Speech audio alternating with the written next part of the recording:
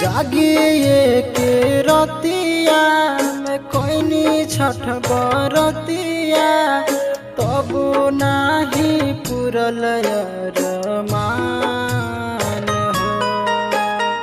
जागिए के रतिया में कोइनी छठ बरतिया तब नाही पुरल अरमान हो।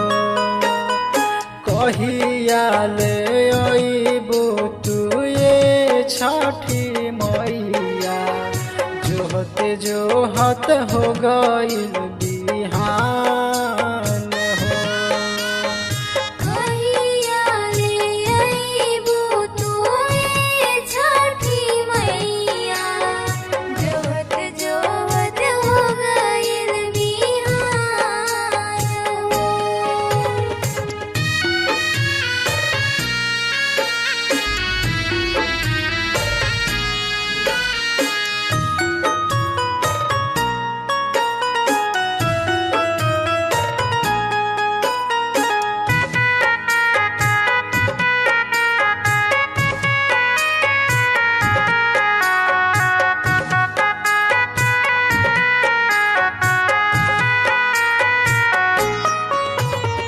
हाथ जोड़ी करतानी बिनती गोहार हो।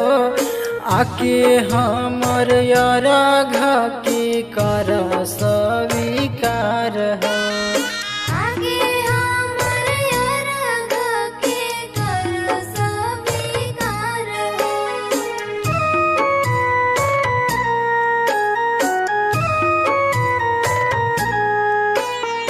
हाथ जोड़ी करतानी बिनती गोहार हो। आके हमर अरघ के कर स्वीकार हो। आगे हमर अरघ के कर स्वीकार हो।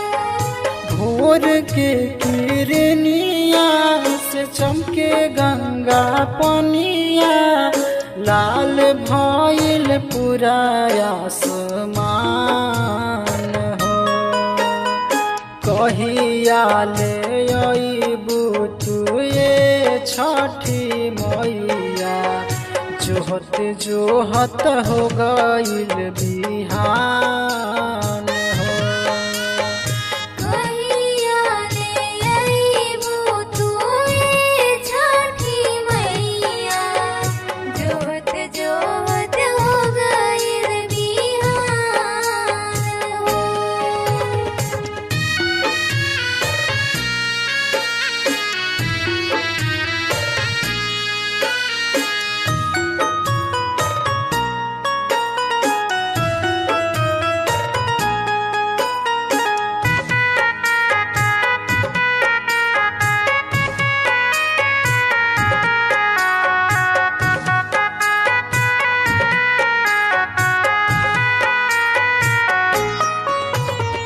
छोटू राजा आइल बड़े तोहरे अंगनवा अब त तू दे दया अपन बेटा के दर्शनवा। अब त तू दे दया अपन बेटा के दर्शनवा।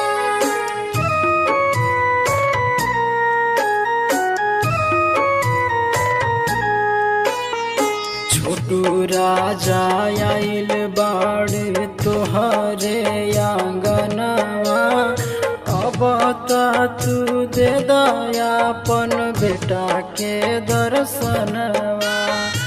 अब त तू दे दया अपन बेटा के दर्शनवा।